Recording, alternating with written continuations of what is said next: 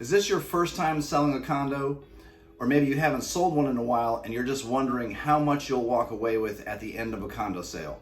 Well, today I'm going to talk about exactly what you can expect when you get to a closing so that you'll be prepared the next time you sell a condo.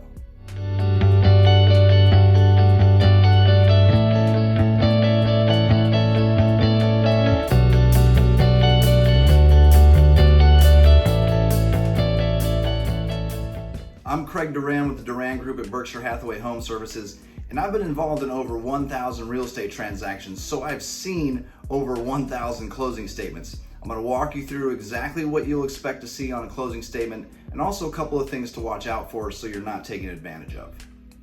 I wanted to record this video so that you're prepared.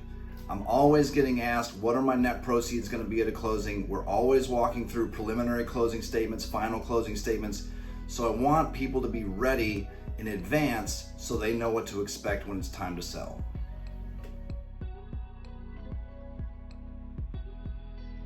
Okay, one of the costs that will show up on the closing statement will be the mortgage payoff. The title company is going to reach out to your lender to get an official statement of your payoff and put that item on the closing statement. The title company will collect the funds and pay your mortgage off for you.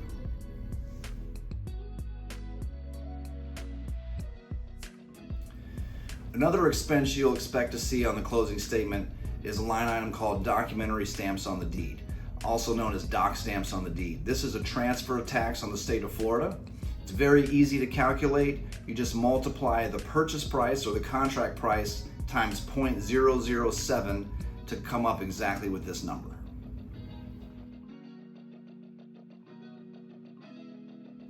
Another charge you would expect to see on the closing statement, of course, will be brokerage fees. So if you've hired a real estate agent or a real estate company to help you market and sell your condo, this will also be an expense that you see on the closing statement. Very generally speaking, there is no standard for brokerage fees in the market. A lot of times we see 5% and 6% of the purchase price. You can probably budget for something like that. My advice to you would be to make sure when you're choosing a real estate agent to talk to them about what the fee might look like and also what's included in that. Different real estate agents offer very, very different levels of service. It's important to understand.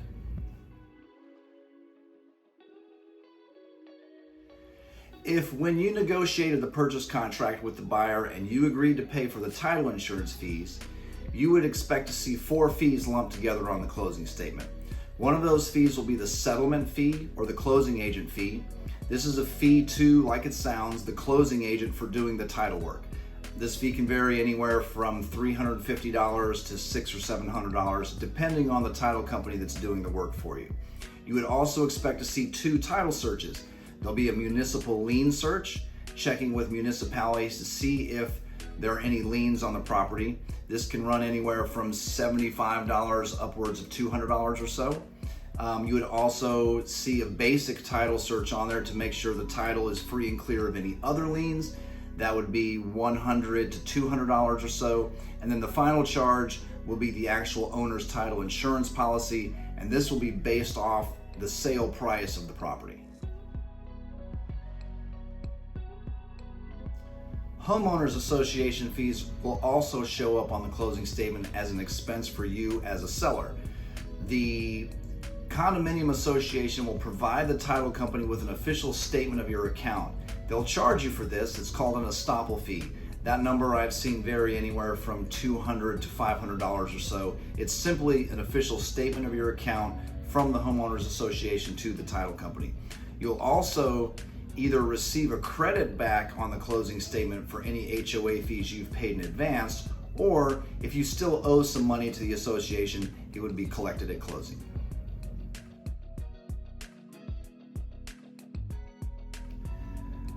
Another line item you'll expect to see on a closing statement will be for property taxes.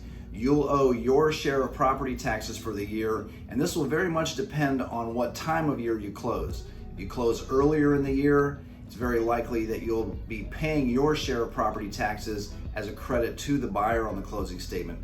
If you're closing later in the year, you may actually be getting a credit back for property taxes that you've already paid.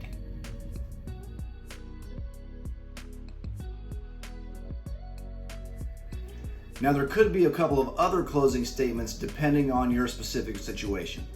If you're doing a 1031 tax exchange, you'll see a charge for your 1031 tax exchange company on the closing statement. If there are any special assessments due to the condominium association and in the contract that you've negotiated, you're responsible for some or all of these, that will be on the closing statement to be collected at closing. Some other fees you could see on a closing statement, depending on the title company that's doing the work, would be things like a mobile notary fee if you're not closing at the local office. There could be a courier fee, there could be a wiring fee, there could be an e-filing fee. Some of those fees will vary slightly from company to company. None of those are terribly large charges, but something to be aware of. Now, that's a pretty comprehensive list of all of the things you would expect to see on a closing statement if you're selling a condo. Now, if you're planning on selling a condo or you're just thinking about it and you'd like to see what your net proceeds might really look like, I'm happy to put together an exact estimate for you based off your specific scenario. Just give me a call, shoot me a text message, and I can put that together for you. Again, I'm Craig Duran with the Duran Group at Berkshire Hathaway Home Services. Thanks for watching.